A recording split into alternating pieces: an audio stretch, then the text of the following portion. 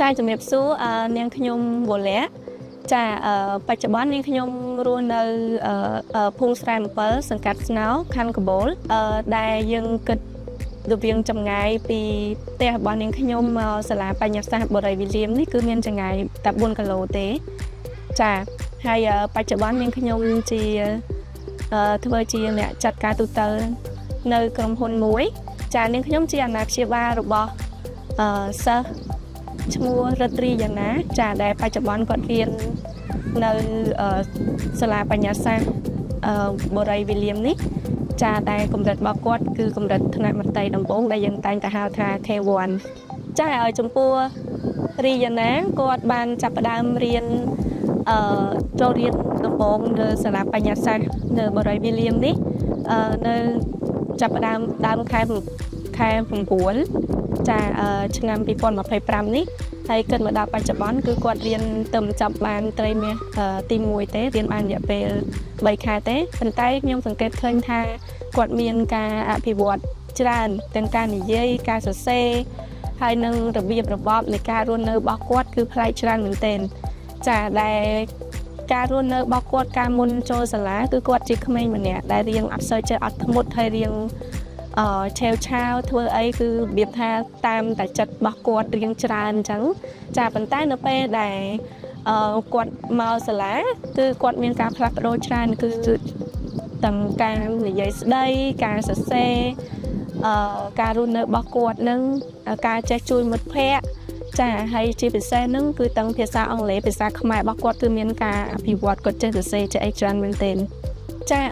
ពាក់ព័ន្ធជាមួយកម្មវិធីបង្រៀនរបស់សាលាគឺខ្ញុំឃើញថាល្អហើយខ្ញុំពេញចិត្តចាពួកខាងសាលាគាត់មានទាំងកម្មវិធីបង្រៀន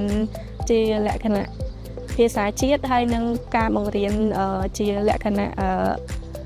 ស្តង់ដារអន្តរជាតិផងដែរអញ្ចឹងមានទាំងភាសាខ្មែរភាសាអង់គ្លេសហើយលោកគ្រូអ្នកគ្រូនៅទីនេះគឺគាត់យកចិត្តទុកដាក់ចំពោះកូនគ្រប់រូបហ្មងហើយចំពោះសាលា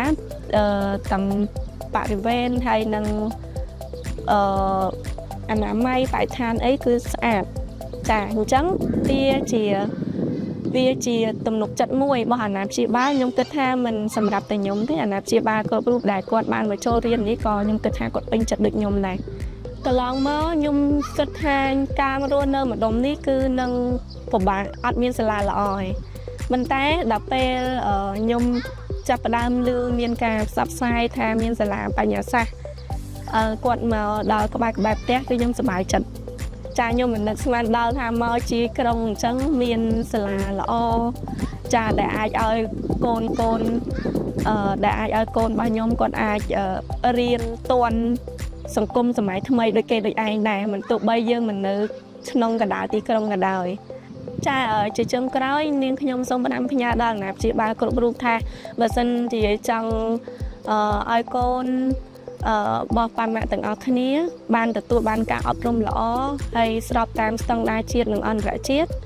ហើយនឹងគាត់ដើរទាន់សង្គមសម័យថ្មីខ្ញុំគិតថាគាត់គួរតែយកមកដាក់នៅសាលាបញ្ញាសាស្ត្រនេះចាមិនថាការផ្ដល់ការកម្មវិធីសិក្សារៀនសូត្រហើយនឹងការមើលថែរបស់លោកគ្រូអ្នកគ្រូចំពោះកូនរបស់យើងចាហើយនឹងរបៀបនៃការបង្រៀនរបស់គាត់អីហ្នឹងគឺល្អខ្លាំងមែនទែនអញ្ចឹងបើសិនជាចង់ឲ្យកូនបងប៉ាម៉ាក់គ្រប់រូបដើរទាន់នឹងសង្គមសម័យថ្មីខ្ញុំគិតថាគាត់គួរតែយកកូនមកដាក់នៅសាលាបញ្ញាសាស្ត្រនេះមកចាគឺល្អខ្លាំងបើសម្រាប់ខ្ញុំពេញចិត្តពួកកូនខ្ញុំរៀនបាន3ខែនេះគឺគាត់ចេះច្រើនមែនទែនចា